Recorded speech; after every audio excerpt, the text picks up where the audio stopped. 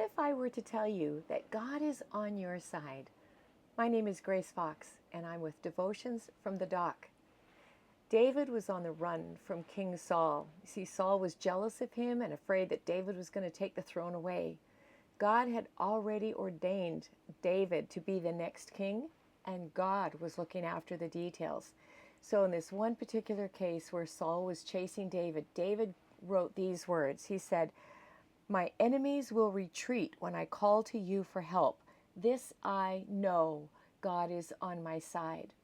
That word know, that's a whole lot deeper than just an intellectual knowledge that God was for him. It's actually a deeply seated conviction or assurance of God's presence and blessing in his life. Those are the words David declared in the face of Saul trying to kill him. And it's interesting to note in that story that time and time again, God disallowed Saul from finding David where he was hiding. There was no way that Saul could undermine what God's purposes were for David's life.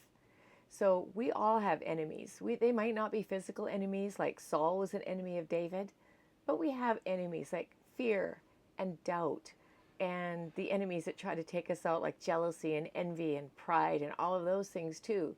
The invisible forces as well. Satan himself is our enemy. But we have to face those enemies not afraid. We can face them in confidence, knowing that they cannot take us out. When we are living as God ordained, as David did, as a man of integrity, following God's laws, when we live like that, God is on our side.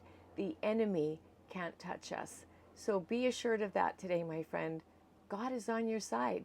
Hold your head high and walk with courage and confidence. Know you are loved. Be sure to check out my website and see the resources there.